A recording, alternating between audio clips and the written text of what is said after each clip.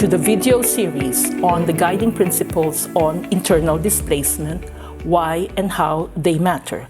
I am Cecilia Jimenez-Damary, the United Nations Special Rapporteur on the human rights of internally displaced persons.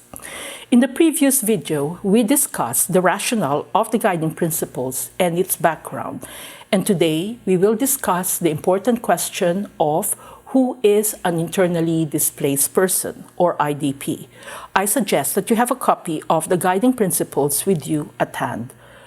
Why is it important to know who is an IDP? Remember that we are in the context of the spectrum of mobility: internally displaced persons, refugees, and migrants. And the guiding principles provide protection for a specific group of all within this spectrum who are internally displaced persons. The guiding principles provide a descriptive and non-legal nature of the term IDP. And for purposes of these principles, we start with a definition. They are person or persons, groups of persons who are forced or obliged to flee, and therefore there is a forcible or non-voluntary nature to their flight, and they flee or leave their homes or habitual residences. It is important to note that in the definition of who they are, Principle 2 of Paragraph 1 actually provides that the application of the definition and the principles is irrespective of their legal status and without any adverse distinction. But why do they flee? Why do they leave their habitual places of residence and homes? The guiding principles also provides causes for this.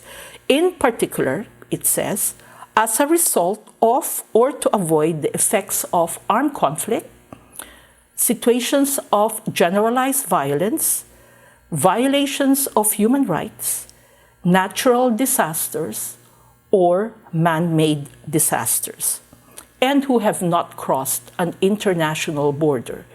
It is important to note these particular causes because each particular cause is governed either by international human rights law or international humanitarian law, or both.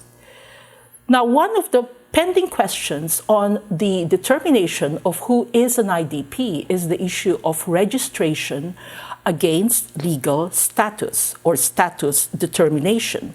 Being an IDP is not a legal status because internally displaced persons as citizens or as habitual residents of that country, actually that is enough for the basis, as a basis for the protection of the state. And the guiding principles lists those rights related to their displacement. International law provides that displacement is a factual state, and therefore registration may only be useful to identify the needs and the protection rights of the IDPs concerned. And if there is no registration, lack of such registration would not deprive internally displaced persons of their entitlements under human rights and humanitarian law. I hope that this definition of who is an internally displaced person is very useful to your purposes, and the guiding principles is very clear on who they are. The guiding principles will be discussed in the next videos, and these are the different parts of the guiding principles. Thanks for tuning in, and in the next video, we will start with the general principles. And see you then.